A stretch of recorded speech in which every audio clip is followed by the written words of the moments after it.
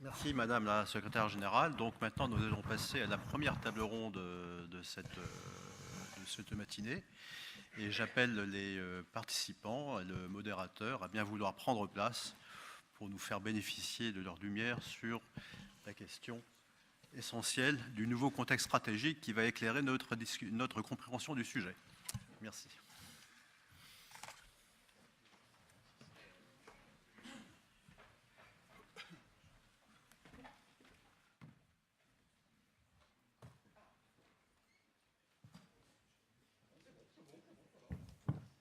Non, je faisais l'appel du matin, voilà, tout le monde est là, au rendez-vous.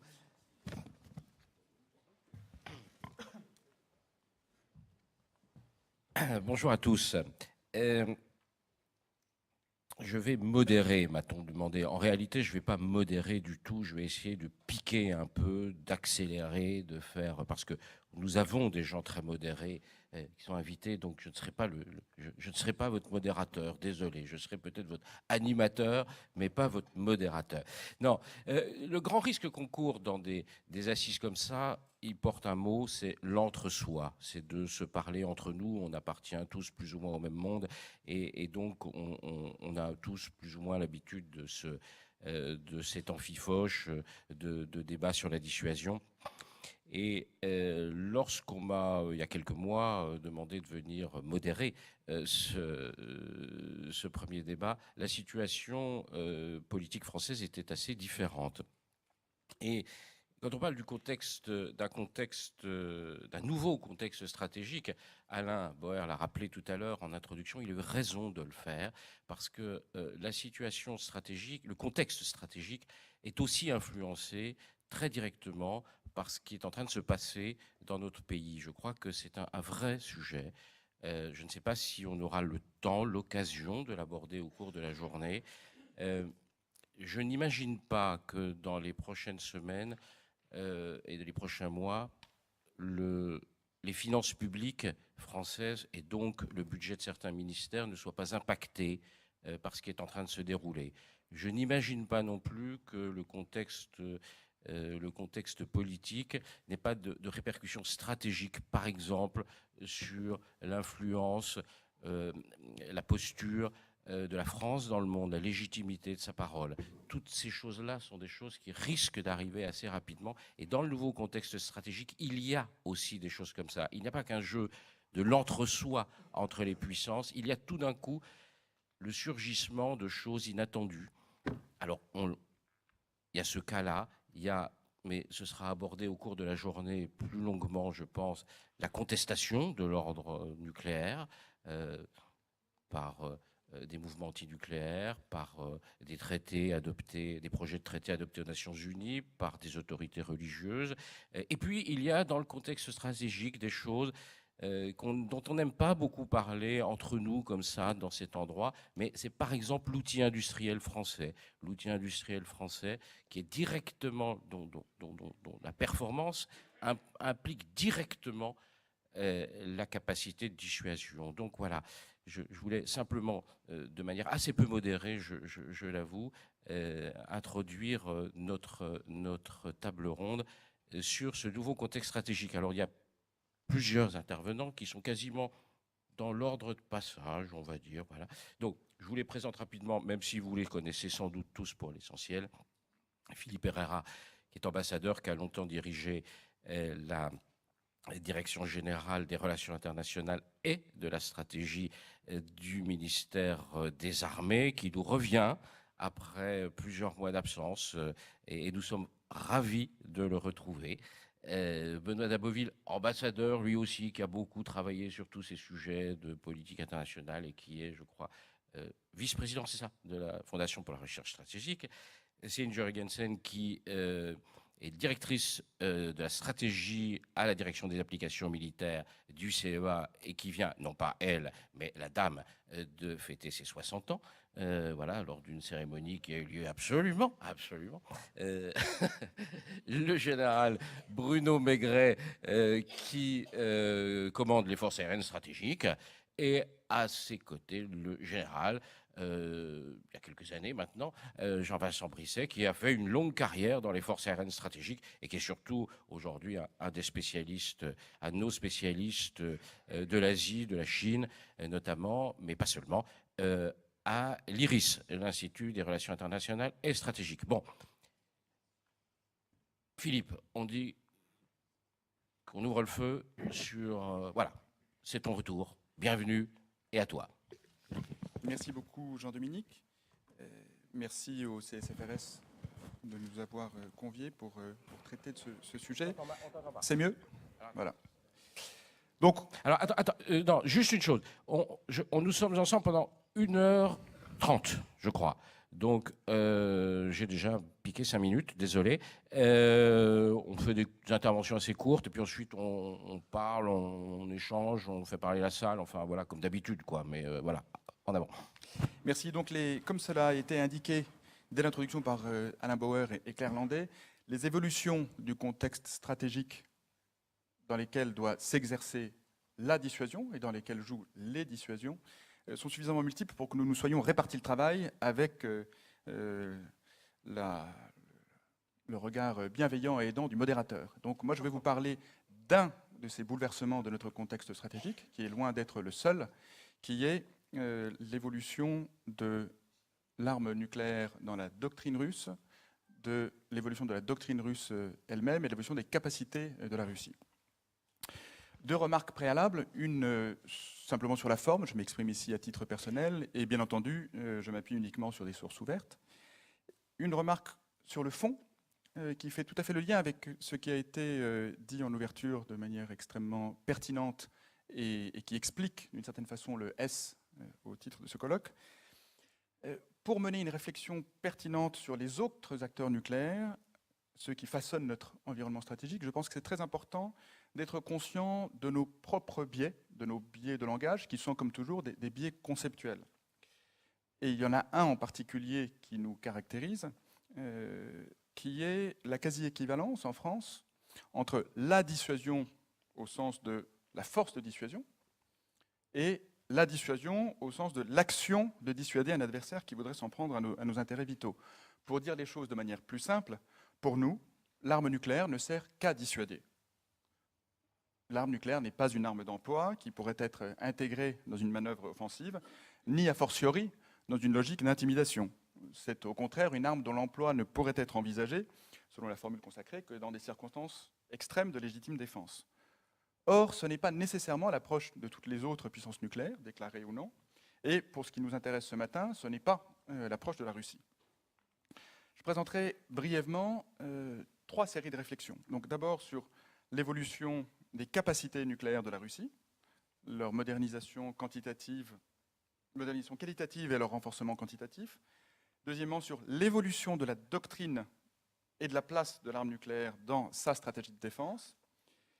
Et enfin, sur l'évolution de sa posture stratégique plus largement, avec des conséquences majeures pour nous, en tant que Français et en tant qu'Européens, en termes de déconstruction de l'architecture de sécurité européenne, mais je serai très bref là-dessus, parce que je crois que Céline Jurgensen va détailler ce point-là. Donc, de quoi parle-t-on ? On parle d'une modernisation régulière de capacités nucléaires depuis, en gros, le début des années 2000. Modernisation de chacune des composantes de la triade, de la composante sol-sol, avec des ICBM NIRV et mobiles, le Sarmat, le RS-26 Roubaix, le Topol-M pour remplacer les systèmes à peu près équivalents. Modernisation du couple SNLE, Borei et missile Bulava pour renforcer la capacité de frappe en second. Modernisation de la composante air-sol, de la composante aérienne également, avec la modernisation de l'aviation à long rayon d'action. Parallèlement, et c'est très important quand on regarde la doctrine, une modernisation de certaines capacités duales, c'est-à-dire qui peuvent servir à la fois pour l'emport de charges nucléaires ou conventionnelles. Les missiles de croisière aéroportés, les systèmes KH-101 et 102, le développement de certains missiles sol-sol en violation du traité sur les forces nucléaires intermédiaires, du fait de leur portée supérieure à 500 km. Et c'est ce qu'ont déclaré il y a quelques jours, donc lundi, les 29 ministres des Affaires étrangères de l'OTAN, dans une formule sans aucune ambiguïté. On est habitué parfois, pour avoir un accord, avoir des formules ambiguës. Celle-là n'en a pas. Je vous la cite. « Les Alliés sont parvenus à la conclusion que la Russie a développé et mis en service un système de missiles, le 9M729, qui viole le traité FNI et fait peser des risques importants sur la sécurité euro-atlantique. » Ce que je vous ai dit là de manière très ramassée concerne uniquement les systèmes connus et dont l'existence peut être considérée comme avérée. Je ne mentionne pas les systèmes qui peuvent sembler plus fantaisistes, dont certains ont été cités par le président Poutine dans son intervention du 1er mars dernier, comme le développement annoncé de missiles à propulsion nucléaire et à portée illimitée. En parallèle, nous avons été confrontés à un maintien de l'opacité sur les armes nucléaires tactiques.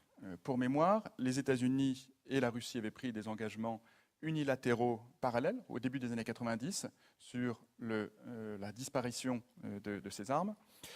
Or, côté russe, on n'en connaît ni le nombre, ni les types, ni la place exacte dans la doctrine russe, mais on sait qu'ils continuent d'occuper une place importante. Et on peut noter aussi un certain nombre de déclarations de responsables russes se référant à ces armes dont ils étaient censés s'être débarrassés, y compris le président Poutine lui-même, dans ce même discours du 1er mars 2018, puisqu'il évoque une torpille nucléaire. Je vous ai parlé du maintien de capacités individuelles, mais il y a aussi des démonstrations de capacités dans les exercices faisant jouer l'ensemble de la triade, des 3 composantes. Le dernier date du mois d'octobre. Et la multiplication de déploiements opérationnels et de tirs réels de certains systèmes duo. De ce point de vue-là, je crois qu'il faut qu'on approche la guerre en Syrie comme une opération qui, pour la Russie, a rempli aussi une fonction de démonstration de capacités retrouvées, que ce soit en termes opérationnels, les raids aériens de longue portée, les tirs de missiles de croisière à longue distance depuis des sous-marins, des bâtiments de surface ou des avions, qui n'étaient pas tous nécessaires du point de vue des objectifs strictement militaires de la Russie, et aussi en termes industriels pour présenter l'efficacité de nouveaux missiles de croisière. Je me suis concentré sur la modernisation des capacités nucléaires, tout ceci avec, en arrière-plan, bien sûr, un plan extrêmement important de modernisation des forces conventionnelles classiques. Un mot maintenant, non pas sur les capacités elles-mêmes, mais sur ce à quoi elles servent, c'est-à-dire sur l'évolution de la doctrine russe. Et là, on peut s'interroger, comme ça a été indiqué par Claire Landé dans son intervention d'ouverture, sur une évolution de la doctrine et sur l'évolution d'une rhétorique vers des modalités plus dangereuses que ce qu'elles étaient pendant la guerre froide. À la différence des États-Unis, de la France et du Royaume-Uni, depuis la dernière décennie, c'est-à-dire depuis le début des années 2000, la doctrine russe a évolué dans le sens d'une plus grande place pour l'arme nucléaire dans sa doctrine de défense. Ce mouvement est surtout visible depuis la Crimée, depuis quelques années, mais quand on regarde, il ne date pas de 2014, il date bien du début des années 2000, c'est-à-dire de l'arrivée de Poutine au pouvoir. Dans les années 90 et 2000, et je dirais jusqu'à la guerre de Géorgie, Géorgie comprise, il y avait un certain sentiment d'une faiblesse conventionnelle de la part de la Russie, renforcée par ce qui était perçu comme des victoires occidentales, du moins des victoires du point de vue strictement militaire, qui étaient le Kosovo, l'Irak, l'Afghanistan, la Libye. Et je dis bien victoire du point de vue strictement militaire, parce que je ne parle pas de ce qui est venu après. Mais au sein de l'établissement russe, je pense que ceci a été compris comme une confirmation d'une asymétrie qui devait être renforcée par une dépendance accrue au nucléaire, en parallèle à la modernisation des forces conventionnelles russes. Et depuis 2000, ce qu'on voit dans l'ensemble des textes publics, ce sont 2 grandes hypothèses pour ce qui est de l'arme nucléaire et de l'emploi de l'arme nucléaire. Un conflit global de nature nucléaire, la guerre nucléaire, pour l'appeler autrement, qu'il s'agit de pouvoir gagner, et surtout, de plus en plus, et c'est ça qui est intéressant et à mon sens important, des conflits régionaux avec la possibilité d'une escalade nucléaire. Alors il y a beaucoup de débats, effectivement entre les sachants, mais qui ne se limitent pas à eux, sur la notion d'escalade pour la désescalade dans la doctrine russe. S'agit-il véritablement d'un élément de la doctrine russe ou s'agit-il d'une vision poussée par un certain clan qui ensuite ne l'aurait pas, ou une certaine école de pensée qui ensuite ne l'aurait pas emporté? Moi, je ne veux pas bâtir des hypothèses et des contre-hypothèses sur des documents classifiés, et notamment sur l'annexe nucléaire, sur la doctrine nucléaire à la stratégie militaire nationale de la Russie de 2010. Je voudrais ici me contenter de signaler ce qui a été dit et ce qui a été fait. S'agissant de ce qui a été fait, on regarde les exercices qui remplissent cette fonction-là aussi.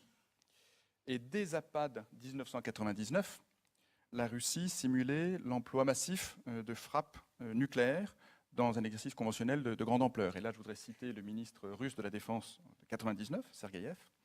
Notre armée a lancé des frappes nucléaires en premier et a obtenu une percée dans la situation de théâtre. Jusqu'à l'exercice Vostok 2010, comprenant également des frappes nucléaires massives. Et la majorité des exercices depuis 2010 ont comporté un volet nucléaire. S'agissant de ce qui a été dit, il y a l'emploi, si je puis dire, dans un conflit. Ce qui a été dit sur l'emploi dans un conflit. Mars 2000, le commandant des forces stratégiques, Yakovlev, je cite, « Pour des raisons objectives, la Russie est forcée de baisser le seuil d'utilisation des armes nucléaires et d'étendre la dissuasion nucléaire sur des conflits de petite envergure. » On trouve toute une série de déclarations du même type dans les années 2000 et depuis 2010. Mais ce qui est intéressant et me semble-t-il est nouveau, c'est pour ça que j'ai parlé d'un emploi plus irresponsable que pendant la guerre froide. Je ne dis pas qu'il y a forcément une menace nucléaire plus importante que du temps de l'Union soviétique, mais je pense qu'il y a un changement de l'utilisation de l'arme nucléaire dans la rhétorique. Nous avons un emploi, si je puis dire, un emploi verbal, mais lorsqu'il vient de responsables jusqu'au plus haut niveau, il doit être pris en compte, au service de l'intimidation stratégique. Et là, on peut avoir à l'esprit, par exemple, les remarques de l'ambassadeur de Russie en Suède ou du président Poutine aux côtés du Premier ministre finlandais, toutes les deux en juin 2015, où les deux disent « Si la Suède ou la Finlande rejoignent l'OTAN, la Russie devra, je cite Poutine, adapter sa politique de défense pour pouvoir neutraliser des menaces dirigées contre elle. » On a aussi des menaces explicitement nucléaires, comme l'ambassadeur de Russie au Danemark en mars 2015. Si le Danemark rejoint le système américain de défense antimissile, les bâtiments de guerre danois deviendront la cible de nos missiles nucléaires. Et puis toute une série d'autres déclarations. Tout ceci, tout ceci au service, je l'ai dit, d'une approche d'intimidation stratégique, parce que ce qu'on a vu, et Claire Landais a cité notamment les nouvelles approches de la guerre hybride, ce qu'on appelle parfois par raccourci la doctrine Gerasimov, du nom de l'actuel chef d'état-major des armées, mais dans un article qu'il avait écrit précédemment, c'est une intégration de toute une palette de capacités qu'on pourrait appeler infraconventionnelles, c'est-à-dire ce qui n'est pas ouvertement revendiqué comme appartenant à une démarche des forces armées, forces conventionnelles, et puis forces au-delà du conventionnel, qu'il s'agisse de forces nucléaires ou du cyber ou de l'espace. Et c'est l'intégration de ces capacités qui, dans la doctrine russe, a un objectif qui est de s'offrir la liberté de manœuvre pour ses propres forces, tout en neutralisant la liberté de manœuvre occidentale, qu'il s'agisse de la liberté de manœuvre opérationnelle, grâce au renforcement des moyens d'A2AD, ou d'une certaine manière de la liberté de manœuvre en termes politiques, justement par l'intimidation et la confusion.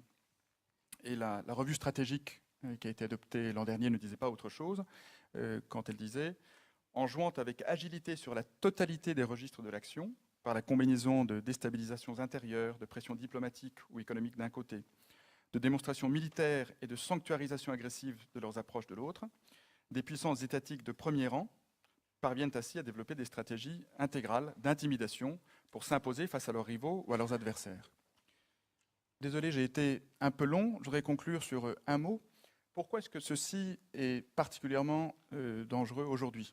Il me semble que ce n'est pas simplement, compte tenu de l'évolution des capacités face à nous et de l'évolution de la doctrine strictement de défense, mais parce qu'en parallèle, nous avons une déconstruction, de mon point de vue délibérée, de ce qu'on appelle l'architecture de sécurité en Europe, c'est-à-dire de l'ensemble des accords bilatéraux, multilatéraux, qui nous ont apporté davantage de prévisibilité, davantage de transparence et donc davantage de stabilité stratégique qui est en cours. Elle n'est pas uniquement l'œuvre de la Russie, mais je pense que l'action et l'activité russe placent celle-ci au centre de leur politique. Et je voudrais simplement mentionner, parce que ça a été un tournant, l'annexion de la Crimée, tournant parce qu'elle violait bien sûr les principes d'Helsinki, auxquels l'URSS avait librement souscrit en 1975, mais aussi, dans ce qui nous intéresse par rapport aux enjeux nucléaires, une violation du mémorandum de Budapest de 1994, c'est-à-dire de l'engagement de la Russie, des États-Unis et du Royaume-Uni à garantir la souveraineté de l'Ukraine en échange du renoncement par celle-ci de ses armes nucléaires. Et si nous avons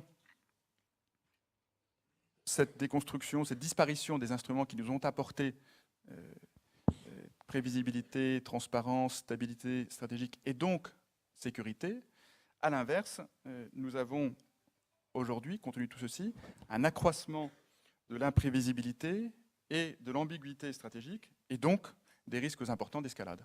Merci. Merci Philippe. Avant de passer la parole à Benoît Daboville qui va aborder le versant américain de la question, j'aurais deux petites questions, enfin précisions. Pour les gens qui sont moins avertis, comment on peut définir on en a parlé tout à l'heure, de cette doctrine d'escalade par la désescalade? Qu'est-ce que c'est concrètement? Et puis, dans l'arsenal russe, est-ce que tout ce qui est déni d'accès, c'est-à-dire défense antimissile en quelque sorte, est-ce que c'est quelque chose qui risque de changer la donne, y compris pour nos propres forces nationales? Voilà, ce côté, est-ce qu'ils progressent autant dans le défensif que dans l'offensif, pourrait-on dire? Voilà. Donc, l'escalade pour la désescalade, c'est un concept et surtout une expression qui date d'un article de 3 responsables russes en 1999 qui explique que pour pouvoir amener un adversaire à soit renoncer à une action militaire, soit la cesser, donc la désescalade, il convient d'employer très tôt dans le conflit des armes nucléaires de très faible puissance et de coupler, si je puis dire, d'accompagner cet emploi d'armes nucléaires de très faible puissance de l'expression politique ferme de la disponibilité ou de la volonté, s'il le fallait, d'employer des armes nucléaires stratégiques. En d'autres termes, la réflexion porte sur un conflit régional aux abords de la Russie, où la Russie pourrait prendre un gage territorial très vite, en soulignant l'asymétrie des enjeux, pour dire par exemple aux États-Unis ou aux alliés plus largement, ceci nous concerne, nous, davantage que vous, parce que nous sommes prêts à, d'une part, employer, et deuxièmement, à employer sur ce théâtre-là, et ensuite à menacer d'employer sur vos propres capitales des armes nucléaires, et pas vous. Mais en quoi est-ce différent de la doctrine française d'une frappe d'avertissement ou voilà? Je laisserai le général Maigret et Céline Jurgensen en parler de manière plus précise, mais la grande différence, c'est que nous n'avons jamais envisagé ceci dans une logique offensive. Ça n'a jamais été dans le cas, a fortiori, d'un conflit où nous chercherions un gain territorial. L'ultime avertissement, il vise à rappeler à l'agresseur qui s'en prend à nos intérêts vitaux ou est sur le point de s'en prendre à nos intérêts vitaux sans s'en rendre compte, qu'il va franchir ce seuil. Donc c'est la principale différence et c'est pour ça que qu'il y a un sujet, si je puis dire, avec l'évolution de la doctrine russe, surtout lorsqu'elle est accompagnée d'un renforcement des capacités pour nourrir cette stratégie, notamment des capacités duales et des capacités tactiques. Et le défensif? Enfin, Le défensif, moi je crois qu'il faut distinguer deux choses. Il y a le renforcement si je puis dire, ce qu'on appelle des bulles d'A2AD, de déni d'accès et de déni de zone par des systèmes de défense aérienne extrêmement performants, qui changent la donne dans un conflit, si je puis dire, conventionnel. Ils changent la donne, ça ne veut pas dire qu'il nous interdit d'agir. Ça veut dire que les capacités que nous devons déployer doivent prendre ceci en compte. Et pour ce qui est de la défense antimissile, tu fais bien de rappeler que malgré l'ensemble de ces critiques constantes contre la défense antimissile et son caractère déstabilisateur, il y a un seul pays dont la capitale est aujourd'hui même, au moment où nous parlons, défendue par des défenses antimissiles, nucléaires de surcroît, qui est Moscou. Pour ce qui est des capacités de l'impact de ces capacités sur l'exercice de la dissuasion, nous faisons évidemment, et nous avons fait et nous continuerons de faire, l'ensemble de ce qui est nécessaire pour que ceci n'affecte en rien leur efficacité. Mais là encore, je pense qu'il y a d'autres qui sont mieux placés que moi pour en parler. Pardon Benoît, mais juste un mot.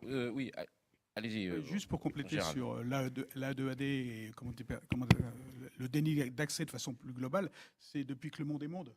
En vérité, c'est la notion du glaive et du bouclier. En particulier dans le domaine de la dissuasion, c'est la capacité d'observation et d'anticipation de ce que savent faire nos adversaires et potentiels, et comment nous, on trouve toutes les parades possibles pour avoir cette garantie de pénétration pour être en mesure d'infliger ces dommages inacceptables.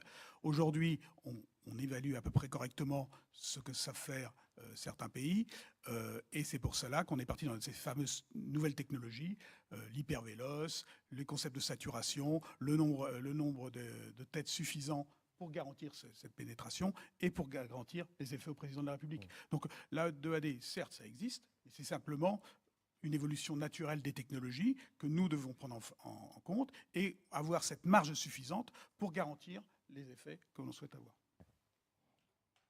Benoît Napovil, à vous. Pour la version américaine. Merci. Évoquant la garantie élargie américaine, nécessairement, je reprendrai un certain nombre de points qu'a évoqué Philippe. Bon, la garantie élargie américaine, par définition, elle doit répondre à deux critères. D'abord, elle doit être explicite, quel que soit le président, quelle que soit la personnalité du président, et elle doit être crédible vis-à-vis des alliés européens dans un contexte géopolitique qui change, comme on l'a vu. Jean-Dominique, tout à l'heure, a évoqué le surgissement des choses inattendues. Je crois que ça s'applique à l'élection de Trump. Kissinger, à la veille de la tournée du président en Europe en juillet, observait que peut-être Trump est-il une de ces figures qui apparaissent dans l'histoire de temps à autre pour marquer la fin d'une époque et nous obliger à abandonner certaines de nos vieilles conceptions. Je crois que c'était bien vu, mais ceci ne réalise pas actuellement le consensus au sein de nos alliés. S'agit-il d'un épisode passager, certes gênant sur un certain nombre de questions comme le climat, l'Iran ou l'ONU, mais ne remettant pas en cause la relation transatlantique qui en a vu bien d'autres? Ou bien s'agit-il au contraire de l'accélération d'un glissement des plaques tectoniques entre l'Amérique et l'Europe qui aurait débuté en fait bien avant Trump et qui confirmerait aux yeux des Américains la dévaluation stratégique de l'Europe par rapport à l'Asie?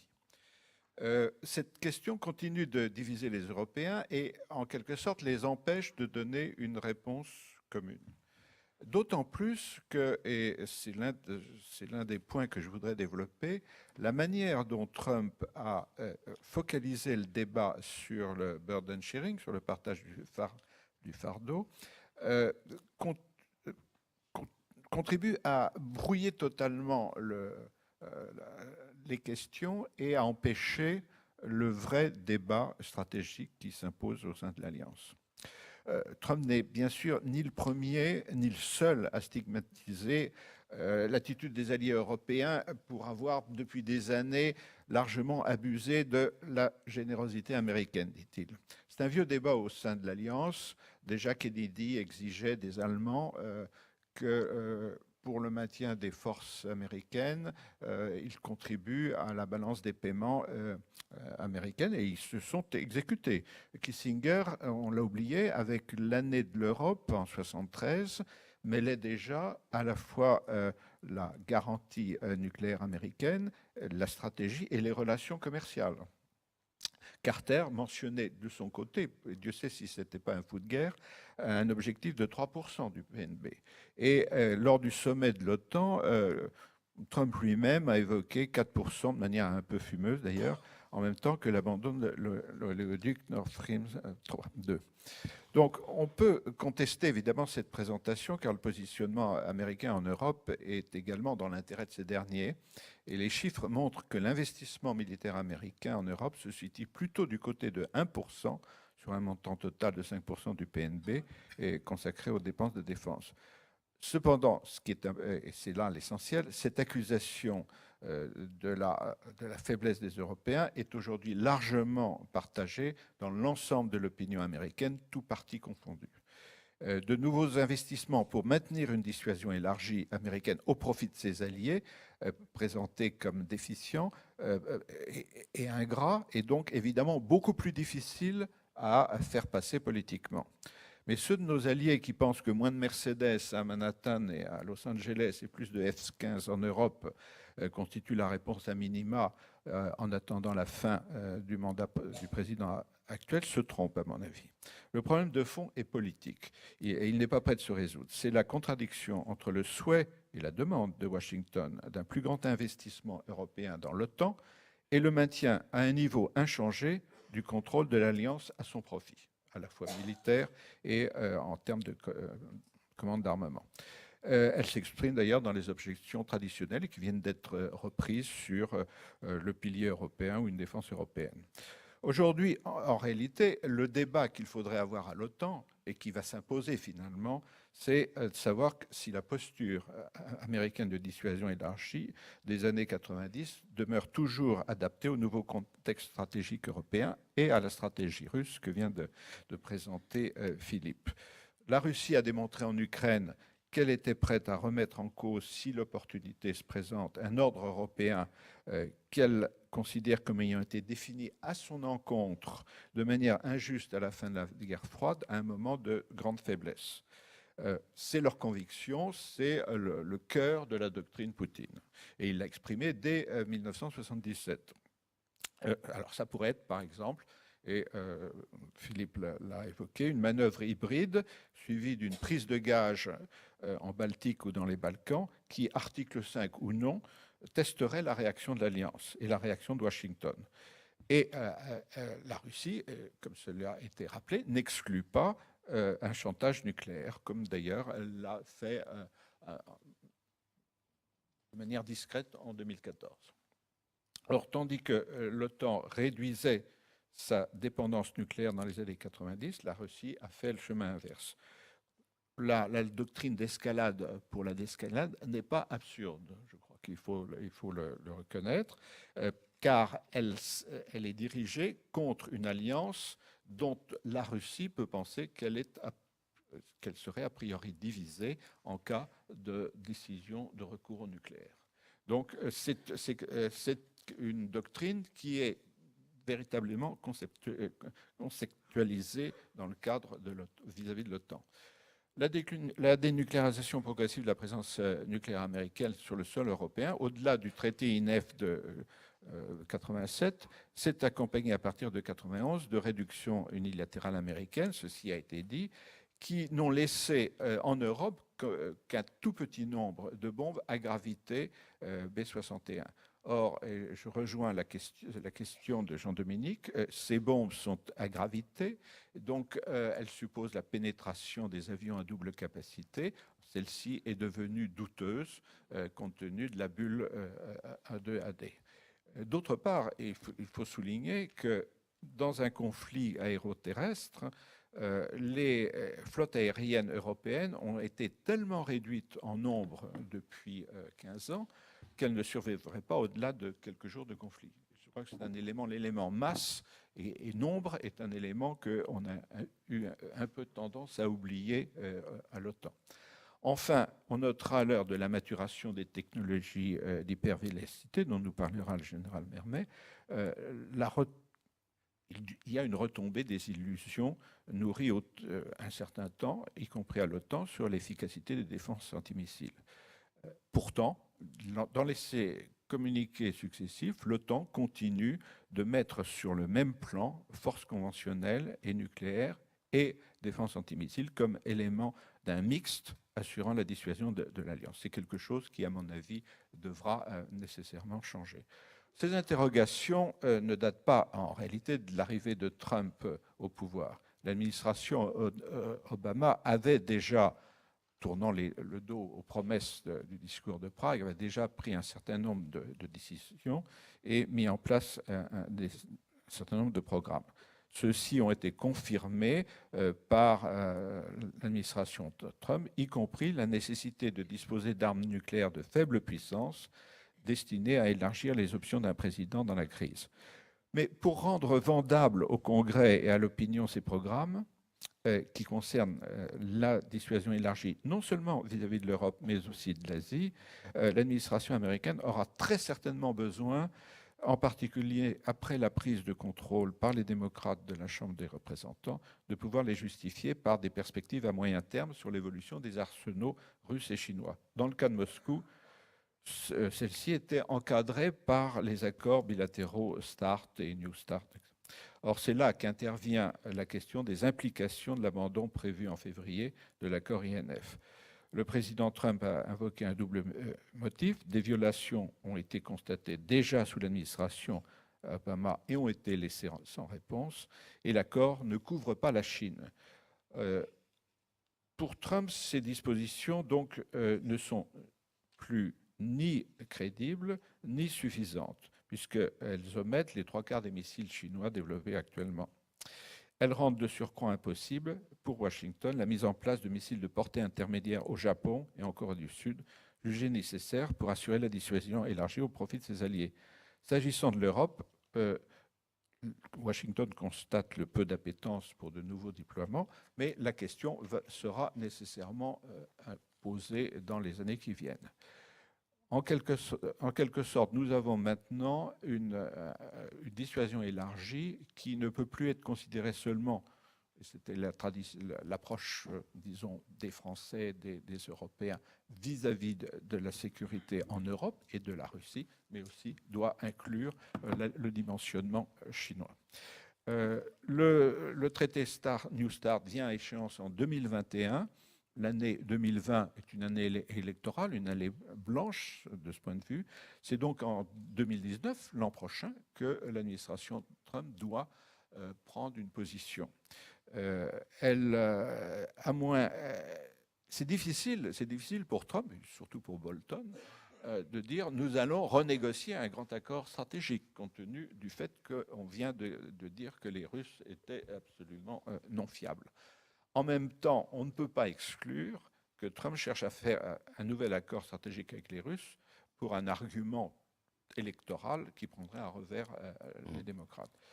À moyenne échéance, ce qui était présenté depuis 1987 comme le plus important des traités européens assurant la sécurité européenne est sur le point d'être abandonné au nom, finalement, de la réassurance des alliés asiatiques. C'est d'ailleurs un paradoxe par rapport à l'histoire de la négociation de ce traité. Comme il est exclu, à mon avis, qu'il y ait une multilatéralisation du traité INF, qui a été évoqué, parce qu'on ne voit pas Pékin se suicidant, la tentation d'une dissociation de deux théâtres peut apparaître comme une solution. Or, ça nous concerne directement. Une négociation nucléaire limitée au continent européen serait une énorme faute, non seulement parce que ça serait une reconnaissance du découplage stratégique au sein de l'OTAN, renvoyant au vieux débat des euromissiles, mais encore elle serait une formidable tentation pour les Russes, voire certains alliés, de plaider pour une négociation qui inclurait les forces tierces britanniques et françaises. Le risque s'est présenté, a été évité lors de la négociation du traité INF, mais il est toujours présent. Ce n'est pas véritablement ce que nous-mêmes et les Britanniques pouvons souhaiter d'ici 2030, au moment où nous modernisons nos forces.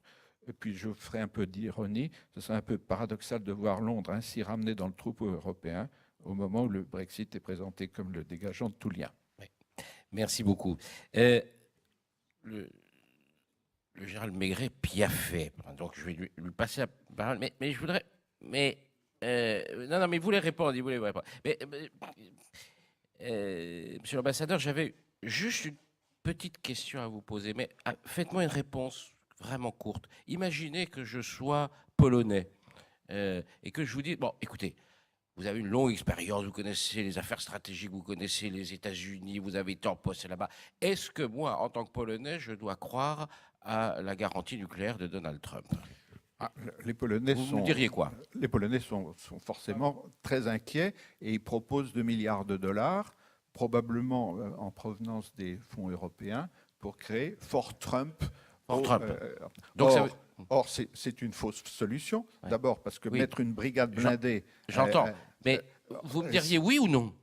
Moi, je pense que les Polonais ont raison parce qu'ils ont l'expérience de la Deuxième Guerre mondiale. La guerre mondiale peut commencer chez eux.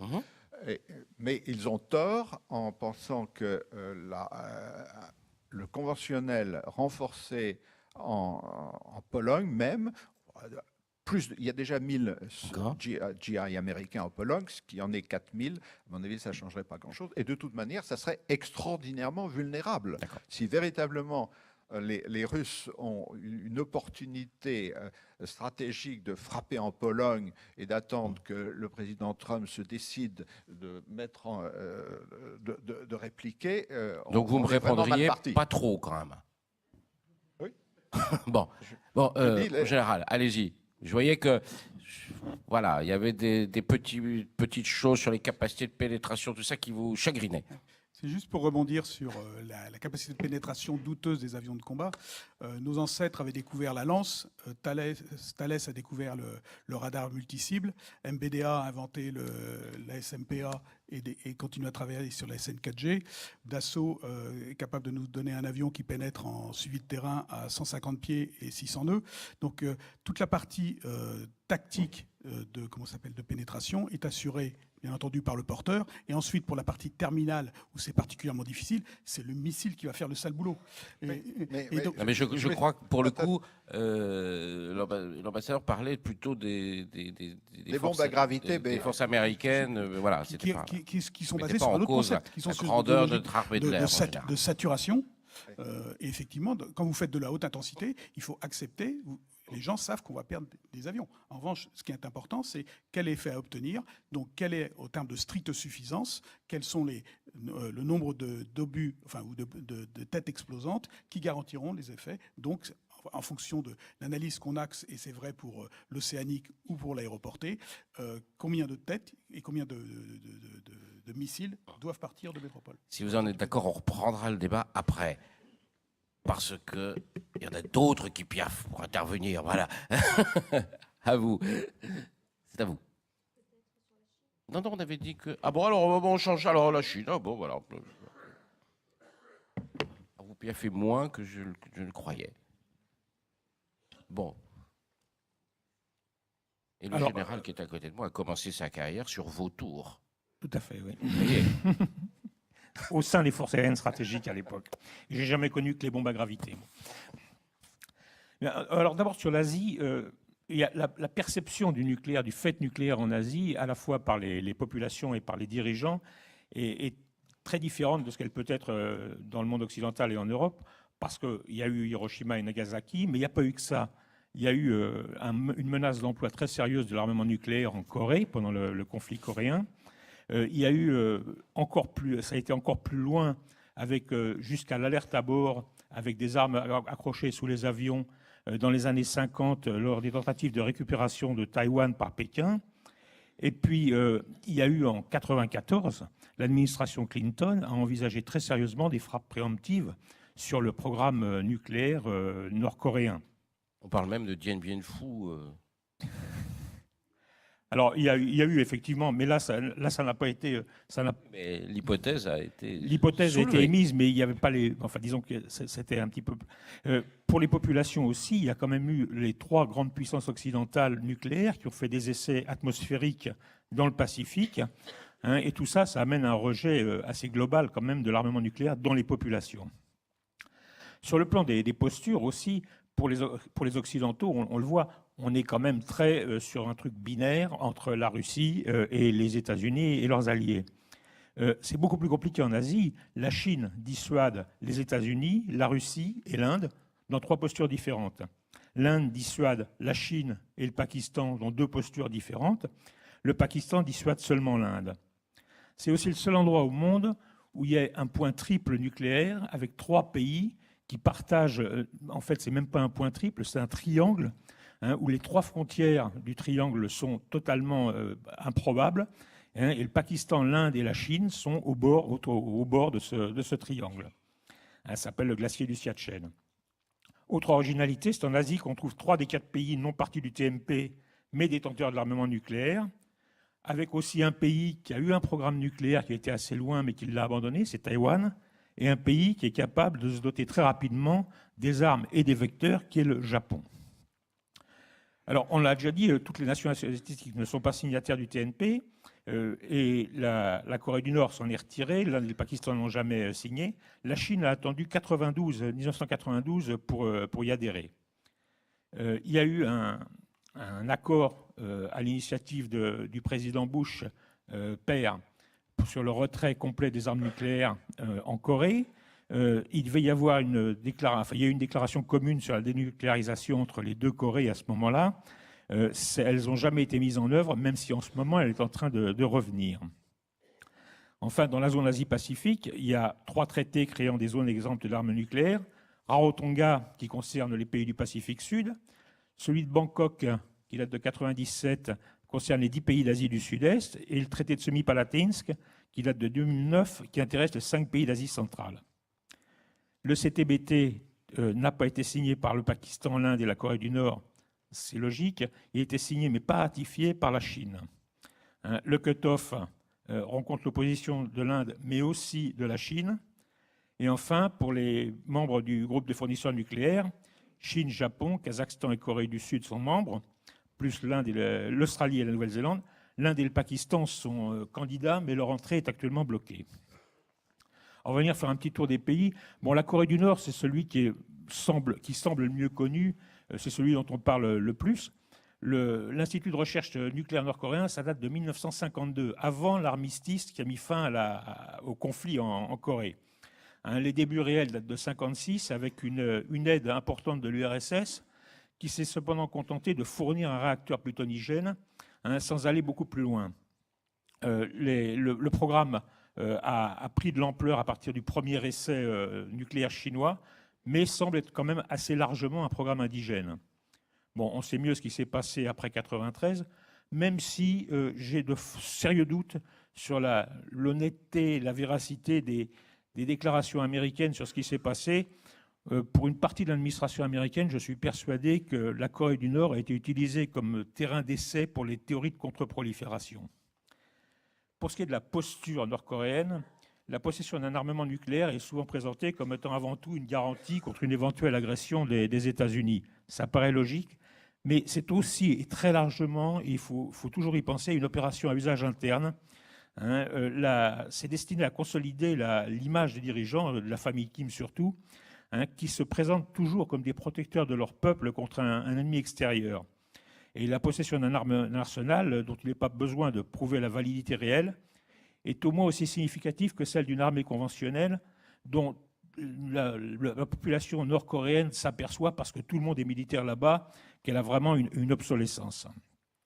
Alors Pyongyang a bénéficié pendant plusieurs années de la patience stratégique de l'administration Obama, ce qui a permis de finaliser et de rendre à peu près crédibles à la fois les missiles et les armes, et ça a rendu possible la mise en place d'un moratoire, hein, qui permet pour le moment d'échanger un abandon partiel des sanctions et des négociations, hein, et une aide économique contre un arrêt des essais variés.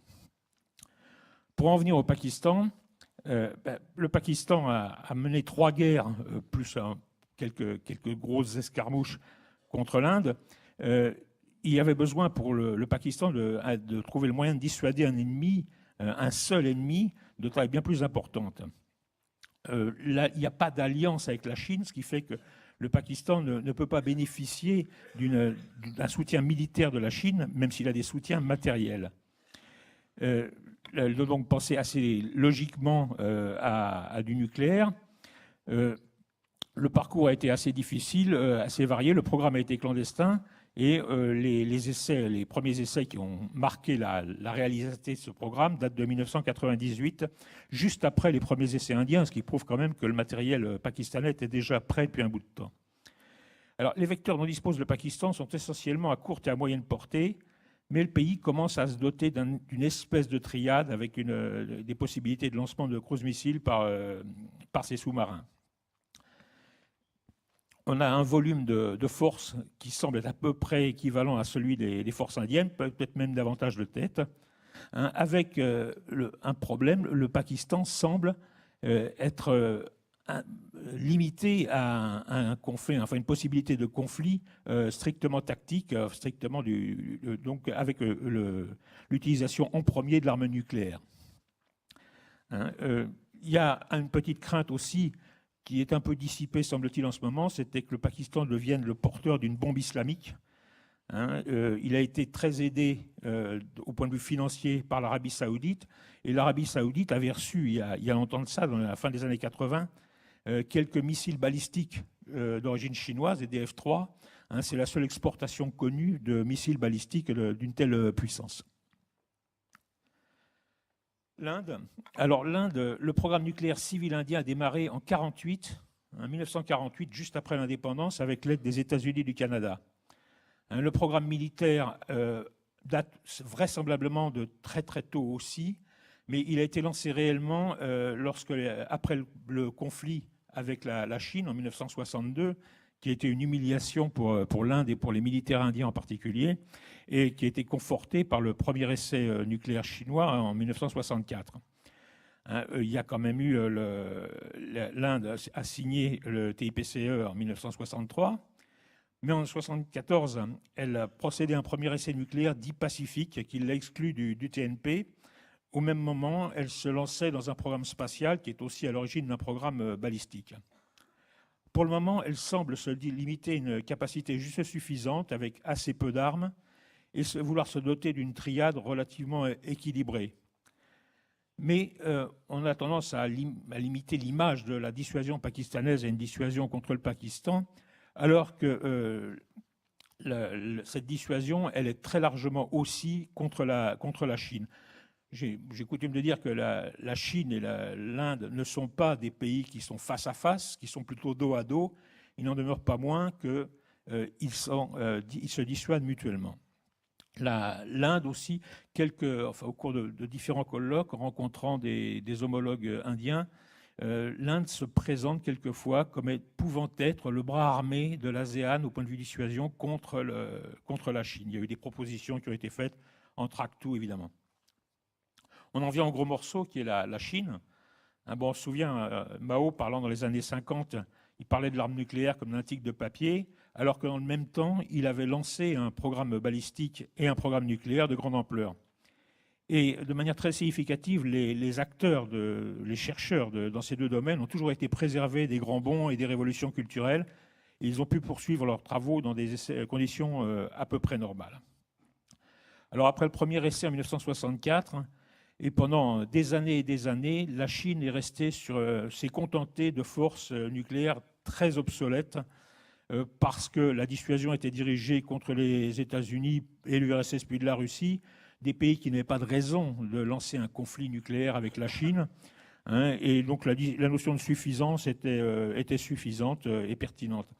La dispersion et la protection des lanceurs étaient considérées comme assurant une capacité de frappe en second sur des cibles démographiques qui suffisaient à préserver la souveraineté chinoise. Et dans le même temps, la Chine se présentait de manière extrêmement active comme acteur du désarmement. Elle a milité pour l'établissement de zones exemptes d'armement nucléaire. Elle a ratifié une partie du traité de Rarotonga, par exemple. Elle a ostensiblement participé à des conférences dites pacifistes à Oslo, Nayarit et Vienne, par exemple, aussi. Bon. Et dans les années 90, on voit apparaître une évolution, une première évolution de la doctrine affichée, qui est celle de no first use et stricte suffisance. L'idée de refuser toute frappe avant d'en avoir subi une a évolué vers celle d'avoir été menacé dans ses capacités vitales. Et petit à petit, on voit apparaître dans la définition des capacités vitales les installations nucléaires, les installations stratégiques, puis les centres politiques, puis les centres urbains. mais aussi de l'escalade nucléaire conventionnelle qui prendra des proportions non gérables par la Chine. Dans le cadre de la stratégie de déni d'accès qui est prônée et très largement diffusée par la Chine, qui couvre surtout des surfaces océaniques, l'utilisation du nucléaire dans un contexte de bataille et dans un contexte d'emploi en premier devient de plus en plus possible. Et après 2010, les choses évoluent de manière encore plus radicale, parce qu'on voit apparaître la modernisation des armements nucléaires russes et américains, et que les Chinois veulent aussi améliorer leur matériel. Alors, il y a deux types d'estimations. La plupart des estimations donnent de 250 à 300 têtes pour la Chine, ce qui limiterait les capacités d'emploi à du strictement stratégique, avec 200 têtes sur des missiles sol-sol, 48 sur des SNLE, et une vingtaine seulement sur les bombardiers qui sont pour le moment le bombardier chinois est quelque chose de très très obsolète. Mais d'autres experts avancent des chiffres nettement plus élevés avec 2 ou 3 000 têtes et des missiles de portée intermédiaire, des DF-15 et des DF-21 qui ont une double capacité conventionnelle et stratégique. On sait aussi que la Chine s'est dotée d'équipements de simulation qui lui permettent de concevoir de nouvelles armes sans procéder à des essais complets et qu'elle travaille beaucoup. À l'heure actuelle, elle a déjà largement avancé sur le mirvage, sur les trajectoires finales, sur le leurrage. Elle développe aussi, en ce moment, des planeurs hypersoniques et un bombardier stratégique qui serait moderne. La flotte de SNLE commence aussi à prendre une vraie crédibilité. Gérald, je suis le maître des horloges, ne l'oubliez pas. Oui, j'en ai pour 3 minutes. Alors, le livre blanc de 2015, le dernier, fixe la tâche des forces stratégiques et ça met l'accent sur la combinaison des forces nucléaires et conventionnelles et le développement des capacités de frappe à moyenne et à longue portée. Ça aussi, couplé avec le déni d'accès et la crainte obsessionnelle des Chinois pour le porte-avions américain, fait qu'on peut imaginer que les missiles balistiques, qui sont les DF-21D, qui sont imaginés pour frapper les porte-avions, pourraient être équipés d'armements nucléaires. Voilà, j'en ai terminé. Je voudrais aussi simplement ajouter quand même qu'en 2000, on a parlé de pivot américain vers l'Asie, qui a été surtout qui s'est traduit par une baisse de présence US en Europe, bien plus que par un renforcement en Asie. Et par contre, en 2013, suite à un essai nucléaire nord-coréen, Obama a renouvelé publiquement l'assurance donnée au Japon de bénéficier du parapluie nucléaire américain, qui bénéficie aussi à la Corée du Sud et à l'Australie. Est-ce que, quand on prend le cas de la Corée du Nord, est-ce que c'est quand même pas une démonstration formidable de l'efficacité politique de l'arme nucléaire? C'est-à-dire que si on vous comparez la Corée du Nord et l'Iran, oui, la Corée du Nord, le dirigeant nord-coréen, parce qu'il a développé son programme nucléaire balistique, il est reçu en égal par Donald Trump, alors que les Iraniens qui ont renoncé, eux, sont voués aux gémonies. Vous avez donc là une preuve in vivo que le nucléaire, ça marche comme instrument politique. Et donc, quelle conclusion on peut en tirer sur le paysage en Asie et ailleurs? Alors, ça pourrait être effectivement une incitation pour un certain nombre d'autres pays pour développer ce type d'armement. Mais on voit aussi que la Corée du Nord a réussi à mener cette politique parce qu'elle est complètement isolée du reste du monde. Et c'est vraiment le seul pays qui a un tel niveau d'isolation par rapport au reste du monde. Et c'est aussi un pays où la justification du pouvoir politique est très différente de ce qu'elle est ailleurs. Je ne pense pas que ça puisse se reproduire de manière aussi simple dans d'autres pays. D'accord. Merci beaucoup. C'est à vous alors, cette fois-ci, un panorama plus général. Merci beaucoup, bonjour à tous. Après ce panorama général des évolutions du contexte stratégique, je voudrais axer mon intervention davantage sur les conséquences. Ce qu'on voit avec ces évolutions, la multipolarité nucléaire, l'accroissement des capacités, une politique d'intimidation stratégique, c'est qu'il y a une équation de dissuasion nucléaire qui est finalement plus complexe et plus instable. Et ce n'est pas naturellement sans conséquences, notamment sur la scène internationale. Je voudrais évoquer brièvement 3 de ces conséquences. La première, c'est tout simplement qu'on recommence à parler de nucléaire, et notamment de stratégie nucléaire, y compris de dissuasion nucléaire, dans les enceintes internationales. Et d'ailleurs, ces assises, même si ce n'est pas la scène internationale, ces assises en témoignent. C'est vrai à l'OTAN, où ces dernières années, et notamment depuis la fin de la guerre froide, et en particulier depuis les années 2000, on a passé beaucoup de temps à se demander comment on allait éliminer les armes nucléaires que l'OTAN conservait, plus qu'à se demander pourquoi on les conservait. Et le tournant de ce point de vue, c'est le sommet de Varsovie en 2016, avec un renforcement de la posture de défense et de dissuasion en Europe. Nous en parlons aussi sur la scène internationale et avec de multiples partenaires qui sont inquiets des évolutions en cours, et c'est particulièrement vrai, bien sûr, en Europe, avec les pays du nord de l'Europe et les pays d'Europe centrale et orientale, mais également en Asie, en particulier avec des pays comme le Japon, la Corée du Sud ou l'Australie. Ce débat nucléaire, il n'est pas facile, il n'est pas toujours évident, et on s'aperçoit à cet égard qu'il y a eu, comme l'avait dit Philippe Herrera, une certaine perte de notre grammaire de dissuasion, une perte de la culture stratégique, particulièrement en Europe, et ça n'est pas vrai, on l'a vu avec les différentes interventions, dans d'autres pays comme la Russie, la Chine, l'Inde ou le Pakistan. La conséquence, bien sûr, c'est que, et je vois plusieurs étudiants et chercheurs dans cette salle, c'est qu'il nous faut poursuivre des travaux fins de réflexion stratégique, de renseignement, etc., pour mieux comprendre ces acteurs, et notamment les nouveaux acteurs nucléaires qui sont peu connus. La deuxième conséquence, et ça sera le point principal, c'est un délitement de l'architecture internationale de sécurité. On le voit tous les jours, la régulation par le droit de la puissance, la régulation par le droit de l'arme nucléaire est dans un mauvais état aujourd'hui. Et je note d'ailleurs que plusieurs des nouvelles capacités dont on a pu parler aujourd'hui, plusieurs des nouvelles capacités évoquées par Vladimir Poutine ne sont pas couvertes par des accords de maîtrise des armements.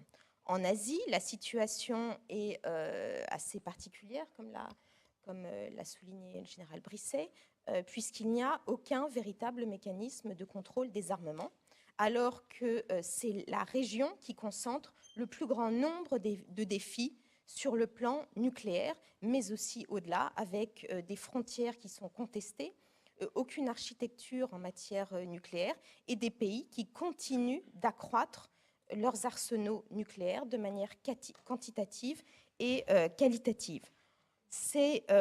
L'enjeu est particulier en Europe, bien sûr, puisqu'il y a des accords de longue date, et en particulier depuis la fin de la guerre froide, et ces accords sont en train d'être progressivement détricotés. Alors, je voudrais juste les passer en revue assez rapidement. D'une part, c'est en matière conventionnelle, d'autre part en matière nucléaire, et plus largement le reste du régime international de non-prolifération. En matière conventionnelle, il y a un détricotage, en particulier par la Russie, de traités qui existaient, comme le traité sur les forces conventionnelles en Europe, comme le traité ciel ouvert. Il y a des blocages russes à l'OSCE. Philippe Herrera a parlé du mémorandum de Budapest, qui était l'engagement juridique qui avait été pris par notamment les 3 dépositaires du TNP, que sont les États-Unis, la Russie et le Royaume-Uni, de garantir la sécurité de l'Ukraine en échange du renoncement à son arsenal nucléaire. Pour mémoire, l'Ukraine, à la fin de la guerre froide, avait le 3e arsenal nucléaire mondial. Elle a renoncé à cet arsenal en 1994 en échange de garanties de sécurité explicites sur la préservation de son intégrité territoriale. Et donc, le comportement russe pose question de ce point de vue-là et pose question sur la crédibilité des assurances qui peuvent être données. Le deuxième domaine dans lequel cet effritement est à l'œuvre, c'est naturellement dans le domaine nucléaire, avec essentiellement deux incertitudes majeures. D'une part, c'est l'avenir de la relation stratégique russo-américaine, et d'autre part, c'est les risques pour le traité sur la non-prolifération des armes nucléaires.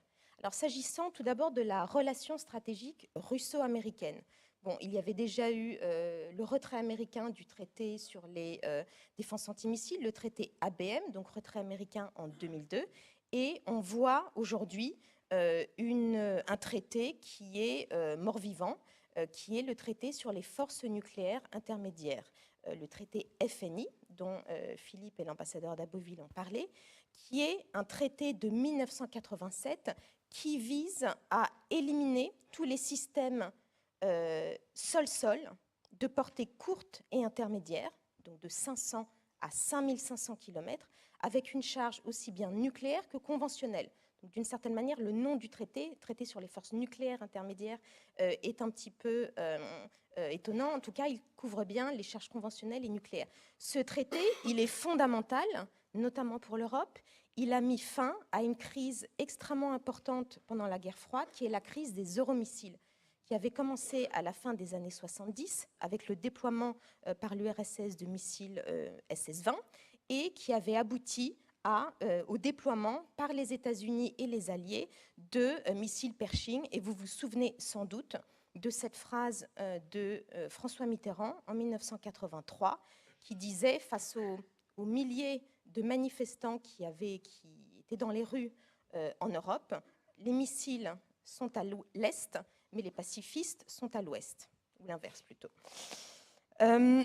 Donc ce traité, il est mort-vivant. Pourquoi ? Parce que depuis 2014, les États-Unis accusent la Russie d'être en violation de ce traité, puisque les Russes ont développé et déployé un système sol-sol. Et Philippe a lu les extraits du communiqué de l'OTAN, donc de l'ensemble des États membres de l'Alliance, le 4 décembre, qui reconnaît ce déploiement, qui constate la violation russe et qui demande à la Russie de revenir dans le respect de ce traité.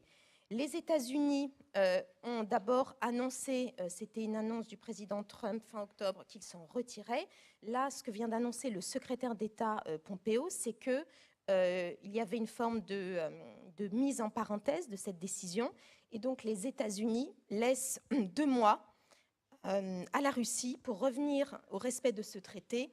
Et donc, ensuite, ils suspendront leur participation au traité. Parce que naturellement, un traité n'a de sens que s'il est respecté par les 2 parties. Les Américains ont mis en avant, d'une part, la violation russe, et par ailleurs, comme l'a rappelé Benoît d'Aboville, le fait que la Chine n'est pas partie à ce traité. C'était d'ailleurs l'un des derniers points d'achoppement de la négociation des euromissiles dans les années 80, c'est que l'URSS refusait initialement d'inclure ces missiles en Asie, et elle a lâché dans la dernière ligne droite. Donc la Chine n'est pas couverte, alors qu'elle a à peu près les 3/4 de ces missiles qui sont dans les portées du traité FNI. La question, naturellement, c'est ce qui va se passer à présent, les implications, aussi bien en Europe. Est-ce qu'il y aura des déploiements de missiles sol-sol de la part des Russes et des Américains, et qu'est-ce qu'il en sera également en Asie, où là aussi plusieurs alliés estiment que les Américains devraient déployer des systèmes sol-sol conventionnels. Le deuxième traité qui est important pour cette relation stratégique russo-américaine, qui est en fait le cadre de la relation stratégique, c'est le traité New START. Le traité New START, c'est un traité qui a été signé en 2010 entre le président Obama et le président Medvedev et qui limite le nombre de têtes stratégiques à 1550, Alors, ça ne couvre pas tous les arsenaux nucléaires des États-Unis et de la Russie, ça ne couvre qu'environ 30%, ça couvre les têtes stratégiques opérationnellement déployées. Donc, en particulier, ça ne couvre pas les armes non stratégiques dont a parlé Philippe Herrera, avec en source ouverte à peu près 2000, selon les sources, armes stratégiques, non stratégiques russes. Donc, ce traité, 1550 têtes stratégiques, il expire en 2021. Il comprend un régime de vérification extrêmement poussé. Il peut être prorogé au maximum jusqu'en 2026. Donc la question qui se pose aujourd'hui, dans le contexte de tension entre les États-Unis et la Russie, c'est est-ce que la fin annoncée du traité FNI signe également la mort du traité New Start, ce qui voudrait dire que dans quelques années, on pourrait faire face à la perspective d'une absence totale de cadre de maîtrise des armements entre les États-Unis et la Russie dans le domaine nucléaire. Donc il y a pour l'Europe un intérêt fondamental à ce que ce traité New Start, qui garantit la stabilité stratégique, puisse être au moins prolongé jusqu'en 2026. Le deuxième risque en matière nucléaire, c'est le risque d'affaiblissement du TNP. On a évoqué un petit peu la crise nucléaire nord-coréenne. C'est naturellement l'un des enjeux majeurs pour le régime international de non-prolifération nucléaire. La Corée du Nord souhaite être reconnue comme une puissance nucléaire de fait. Elle l'a inscrit dans sa constitution en 2012. Tous les développements auxquels on a pu constater vont dans ce sens. Elle souhaite démontrer sa capacité nucléaire opérationnelle. Et on l'a vu notamment en 2017 avec des essais nucléaires et des essais de missiles balistiques intercontinentaux. Ce qui est en jeu dans cette crise nord-coréenne, qui est un véritable Rubik's Cube, c'est la capacité de la communauté internationale à enrayer le bouleversement stratégique en Asie du Nord-Est et au-delà. Parce que naturellement, ce qui est en toile de fond de cette crise nucléaire nord-coréenne, c'est la relation stratégique entre les États-Unis et la Chine. Alors, comment interpréter les développements qu'il y a eu en 2018 ? On a vu ce sommet à Singapour en juin entre le président Trump et Kim Jong-un. Première rencontre depuis la guerre de Corée entre un président américain en exercice et la Corée du Nord. C'est vrai que ça participe de la légitimation internationale du régime nord-coréen, régime totalitaire. Ça correspond d'ailleurs à l'un des objectifs de ce régime avec le développement de ses capacités nucléaires. De notre point de vue, en tout cas du mien, il y a un objectif naturellement de survie du régime dont on a parlé. Il y a un objectif de légitimation sur la scène internationale de la part d'un État qui est paria, un objectif également de légitimation interne.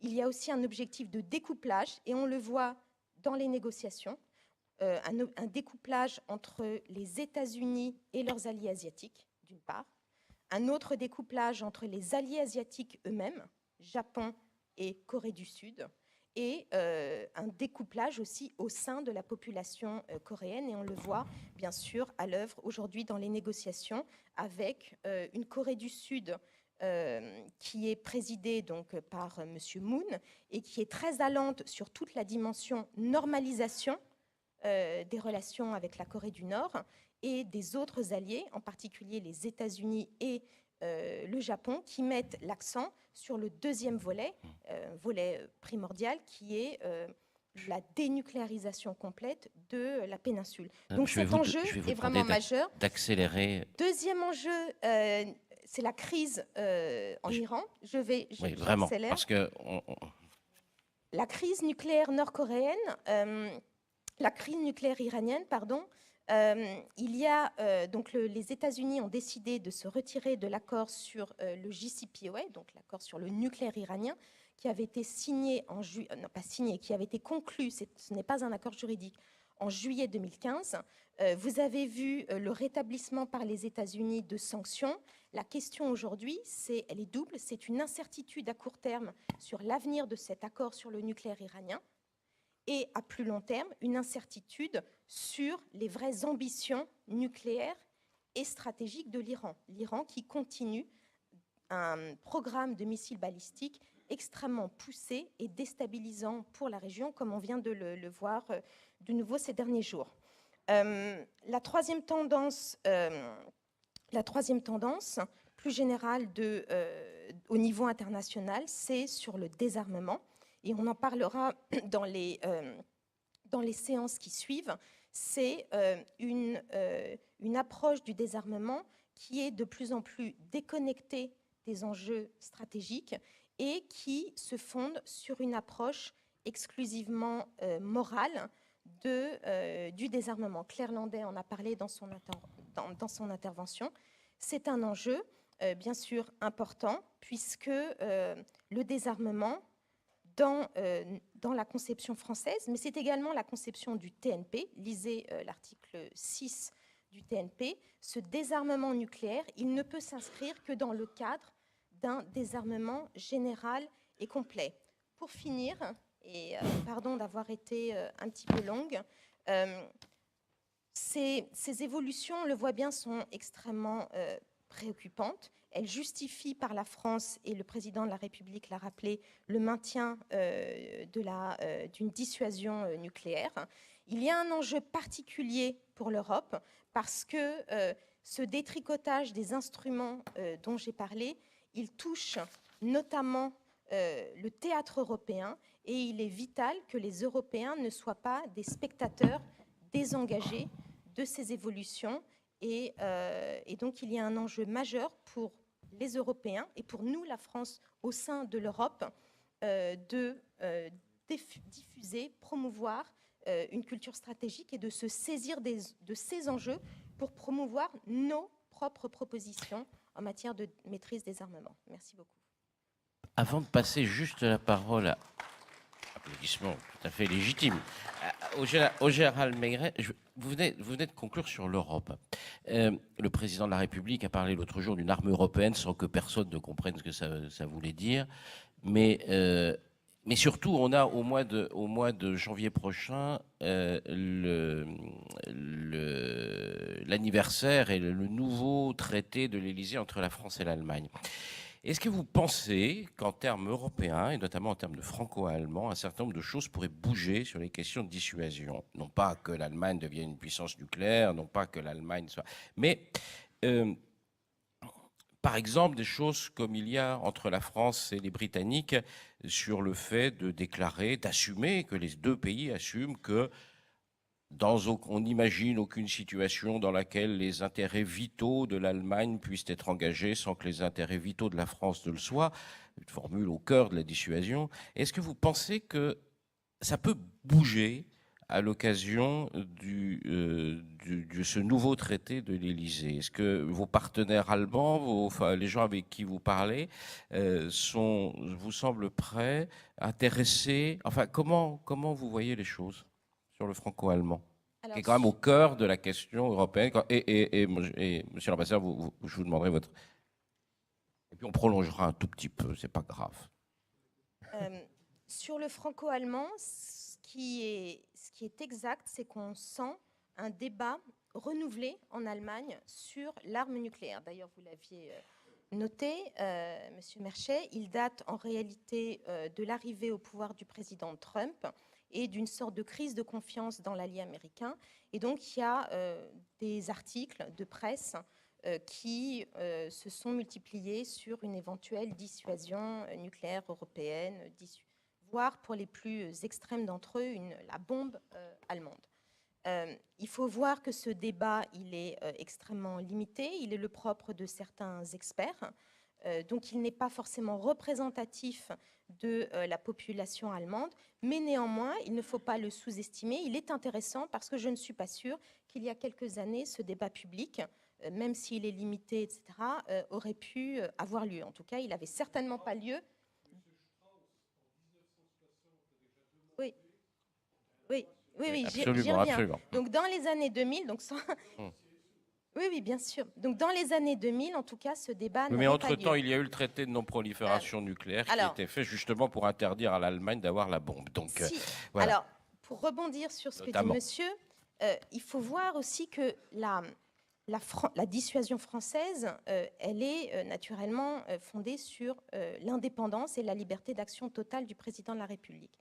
Mais dès l'origine, il y a une tension entre l'indépendance, cette indépendance, et également la dimension européenne qui est tout à fait reconnue par la 4e République et surtout par le général de Gaulle. La question, c'est comment concilier ces exigences de l'autonomie stratégique, d'une part, et d'autre part, de l'appartenance de la France à l'Europe en termes politiques, mais même tout simplement géographiques. Et donc, dans l'histoire, vous voyez que cette dimension européenne, elle a été toujours présente. Il y avait eu des tentatives de coopération entre la France, l'Allemagne et l'Italie à la fin des années 50. Le général de Gaulle y a mis fin en 1958. Vous avez à nouveau des discussions dans les années 60, avant la négociation du TNP, et l'Allemagne s'interroge, effectivement, l'Allemagne de l'Ouest s'interroge sur l'arme nucléaire. Mais d'ailleurs, un peu de temps à renoncer. Je vous interromps parce TNP, que vraiment, et le temps passe. Est-ce que vous pensez que ça peut bouger cette fois-ci? Voilà.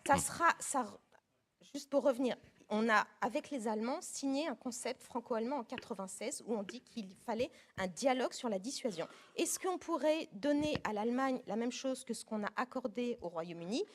C'est une question qui, naturellement, relève du président de la République. Une remarque, nous avons signé ce traité avec le Royaume-Uni, qui est le traité de Lancaster House, avec une puissance nucléaire.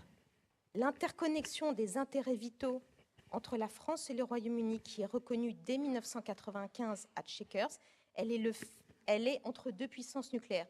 Est-ce que dans le contexte actuel, le président de la République souhaitera, avec l'Allemagne, aller plus loin et reconnaître cette dimension politique majeure avec l'Allemagne? C'est une question qui lui appartient et on regardera. Rendez-vous en janvier peut-être.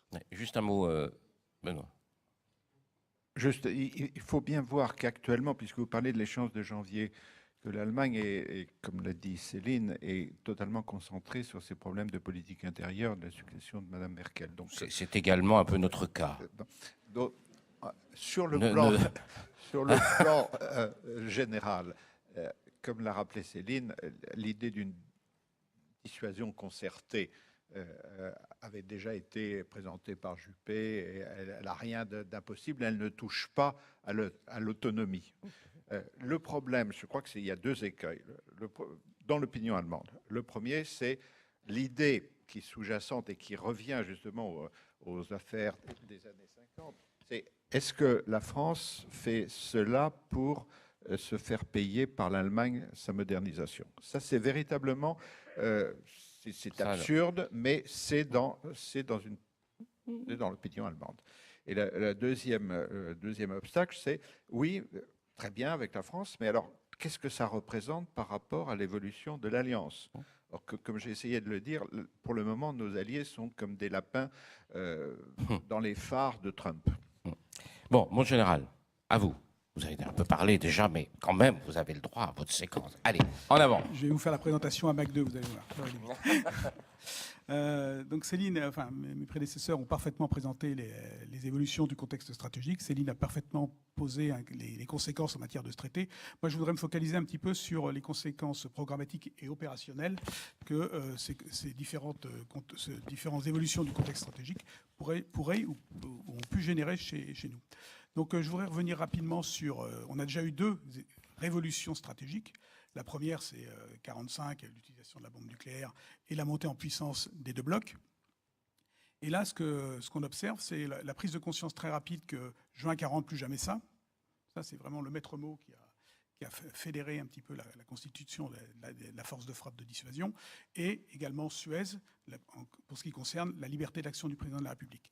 Et quand on regarde le tempo de la montée en puissance des outils de la dissuasion, 59, passation de commande du Mirage 4 chez Dassault. Première alerte, 64, avec le 8 octobre 64, avec du C-135 qu'on est parti acheter aux Américains, une bombe AN-11 qui venait d'être testée à Reagan en 60, et bien entendu ce Mirage 4. Et ensuite, la constitution de la triade complète, puisque les sous-marins, la première patrouille SNLE du Redoutable en janvier 72, et les deux capacités, les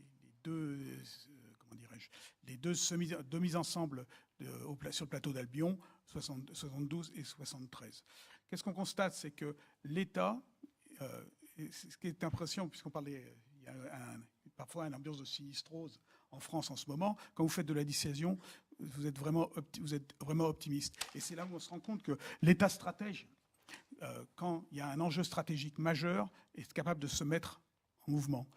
C'est relativement impressionnant. Donc à partir de 60, tous les fondamentaux, que ce soit en matière d'organisation, de structure, de financement, ont été pensés et ont garanti qu'aujourd'hui, on avait encore une dissuasion particulièrement performante. Alors, l'outil industriel qui a été constitué à cette époque-là, Dassault, Ariane, tout ça, ce sont les héritiers de cette époque héroïque et qui a permis de constituer cette force de frappe avec une véritable synergie et non plus une ambition nationale autour d'une stratégie de défense qui était la dissuasion nucléaire. Les moyens financiers ont été certes importants, puisque ça représentait environ 1% du PIB de l'époque, mais cette capacité-là a permis, cette volonté a permis de constituer cette capacité. Et je rappelle simplement que le Mirage 4 a tenu la permanence opérationnelle jusqu'après les années 90. Le Redoutable, la génération Redoutable est restée à la mer presque jusqu'en l'an 2000, et on a retiré le MSBS à cet horizon-là. Donc c'est vraiment cette capacité, cet état visionnaire. C'est la première leçon qu'on retient suite à cette rupture stratégique, avec la mise en place de ces fondamentaux sur le plan doctrinal, intérêts vitaux, dommages inacceptables, stricte suffisance, crédibilité opérationnelle, technique et politique, etc. Tous ces maîtres mots-là ont fait que c'est ça qui a porté les fonds baptismaux sur la dissuasion sur les fonds baptismaux. La deuxième révolution stratégique, on va dire, c'est 89, la chute du mur de Berlin. Et j'ai une pensée émue pour mes petits camarades sur Mirage 4 qui s'appelaient tous après la guerre. Et ils disaient, on a gagné la guerre. C'était vraiment ça. Il faut se rappeler, pour ceux qui étaient dans les armées ou qui suivaient ces affaires-là à cette époque-là, c'était vraiment, ça prenait aux tripes et la France était vraiment en guerre face à l'Union soviétique. Qui dit guerre dit dividende de la paix. Et c'est là aussi où on a vu qu'il y a eu un retour de balancier. Et sur le plan capacitaire, il y a eu des évolutions majeures, puisqu'on est passé de 6 SNLE à 4 SNLE. On devait avoir 4 escadrons de Mirage 2000N, on est passé à 3, puis on est descendu à 2. Mais on n'a jamais insulté l'avenir. Nos dirigeants ont toujours cette vision à long terme pour garantir cette crédibilité. Il y a le président Chirac qui disait de façon très claire, la dissuasion est une matière vivante qui se façonne lentement. Les outils qu'on a aujourd'hui, c'est les outils qui ont été pensés dans les années 2000. J'aime donner l'exemple de la décision du président Chirac qui décide de reprendre les essais nucléaires en 1995. Et en 2014, presque 20 ans plus tard, c'est la première ministre socialiste qui inaugure le laser mégajoule, qui est une brique majeure pour la simulation. Donc on voit bien cette continuité de l'effort de l'État pour garantir cette capacité. La leçon qu'on doit tirer, c'est certes le concept stratégique éclaire le temps présent, ou les évolutions du concept stratégique éclairent le temps présent, mais c'est surtout savoir ce qui va se passer dans 20 ans. Et c'est Hubert Védrine qui disait de façon très juste, est-ce que le politique, est-ce que le décideur a la certitude, a la garantie que le monde sera plus sûr dans 20 ans? Et comme il n'a pas la bonne réponse, il n'a pas la certitude, il considère que l'outil de dissuasion reste pertinent. Voilà. Le troisième, on en a notre troisième révolution stratégique avec cette remontée des États-puissants, c'est-à-dire, comme disait la ministre, peut-être fin de la naïveté. Et donc là, on est forcé de constater que notre outil est particulièrement crédible et particulièrement pertinent. On a, et le meilleur concept qui peut s'appliquer, c'est la stricte suffisance. Alors, qu'est-ce que c'est la stricte suffisance sur le plan opérationnel? C'est assez simple, c'est quels effets veut-on faire? Quelle défense y a-t-il en face? Quelle est notre capacité de pénétration? Quel est notre taux de fiabilité? On fait un peu de probabilité et on regarde, le nombre de têtes qu'il nous faut et si ça correspond avec les effets qu'on veut obtenir. Ça, c'est la crédibilité opérationnelle et c'est le travail du CEMA vis-à-vis du président de la République. C'est aussi, la stricte suffisance, c'est aussi un élément doctrinal, puisque c'est pour éviter, dans tous les cas, la stricte suffisance garantit des dommages absolument inacceptables. C'est les mots du président Hollande dans son dernier discours. Et c'est surtout pour éviter que, quoi qu'il arrive, quel que soit l'activisme adverse, on sera en mesure de répondre avec en lui infligeant des dommages inacceptables. Et le dernier point, c'est stratégique et financier. C'est compte tenu de la perception que l'on a des enjeux stratégiques et des évolutions et des révolutions, c'est quelle somme d'argent sommes-nous prêts, l'État est prêt à consacrer à cette évolution. Voilà, donc, grâce aux choix qui ont été faits il y a 25 ans, malgré les dividendes de la paix qui pendaient au-dessus de la dissuasion, les outils aujourd'hui sont particulièrement cohérents. Donc la vraie question aujourd'hui, c'est qu'est-ce qu'on doit faire? Les enjeux, cette évolution stratégique doit nous permettre de penser à la future révolution stratégique qu'on n'aura pas vu venir, comme a dit Madame la secrétaire générale. Et aujourd'hui, on doit préparer donc ce renouvellement de la dissuasion. Quels sont les grands enjeux? Moi, j'en vois 4. Elle doit être évolutive et crédible. Évolutive, on en a parlé. On ne dissuade pas comme on dissuadait en 1960 aujourd'hui, et on ne dissuadera pas en 2040 comme on dissuadait en 2020. Ça, c'est une certitude. Que ce soit compte tenu des évolutions techniques, éthiques, juridiques, et qui nous permettront, des évolutions des nouvelles conflictualités. Ce qui est important également, c'est de maintenir le coup d'avance sur le plan opérationnel. On parlait tout à l'heure de l'AEAD, etc. Et c'est une vraie volonté là, je crois que là aussi, l'État s'est parfaitement organisé avec la création de la DMA dans les années 62, avec cette capacité d'anticiper, de vision à long terme et de construire des outils qui seront pertinents. Le futur sous-marin, je salue mes camarades marins qui sont dans la salle, il arrivera à la mer en 2035. 2035, il faut qu'on connaisse les technologies qui seront à la pointe à cette époque-là pour pouvoir durer et continuer à évoluer. Et bien entendu, il faut travailler sur les technologies de rupture. Donc, pour la composante aéroportée, la technologie de rupture qu'on a identifiée aujourd'hui, c'est l'hypervéloce. Et le dernier point, c'est peut-être le plus important, c'est disposer de marge, c'est-à-dire ne pas tailler l'outil au plus près, au plus juste, parce que l'évolution stratégique imprévisible nous obligera peut-être à utiliser des outils d'une façon qu'on n'avait pas imaginé. Donc il faut qu'on ait un petit peu de marge et une capacité d'évolution. Le deuxième point, donc évolutive et crédible. Deuxième point, offrir la liberté d'action au président de la République. On a une doctrine qui est particulièrement claire, particulièrement limpide.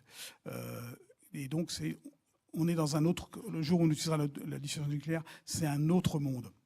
En revanche, ce qui est important pour le président de la République, c'est que lui, il ait liberté d'action, non pas uniquement en matière de dissuasion, mais que l'État soit organisé pour être en mesure de dissuader un adversaire. Et on a eu des longues discussions avec Philippe Herrera sur ce sujet, sur le dialogue stratégique, comment l'État devait conduire ce dialogue stratégique. Mais en interne du module dissuasion, il faut que le président ait une flexibilité dans l'emploi.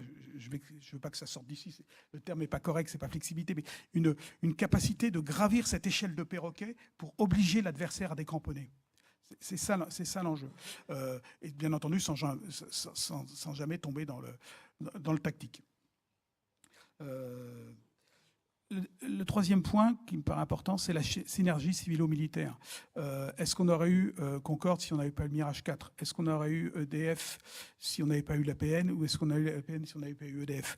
Est-ce qu'on aurait eu Ariane Espace si on n'avait pas eu l'UMSBS? Voilà. Ça, c'est vraiment pour moi, il faut à tout prix maintenir cette synergie majeure, cette civilisation militaro-industrielle pour que l'État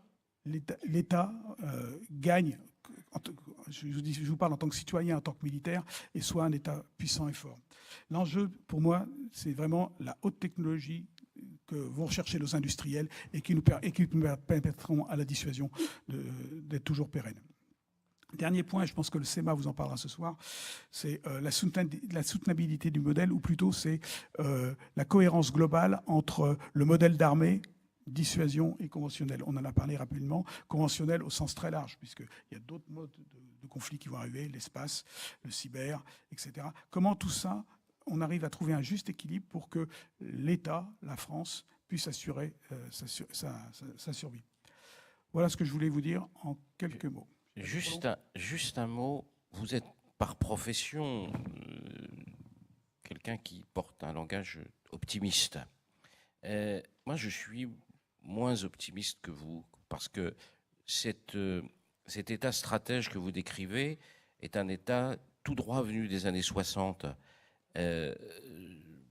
J'étais né dans les années 60, j'étais pas très grand, mais j'étais déjà né. Et on voit bien que ça ne fonctionne plus comme ça. On voit qu'un certain nombre de choses, l'État n'a plus la même capacité d'action. Quand on décide, par exemple, quand le général de Gaulle décidait d'aménager le Grand Paris, le RER, les villes nouvelles, tout ça, en 5 ans, 10 ans, c'était fait. Maintenant, on se demande si sur 20 ans, ce sera possible.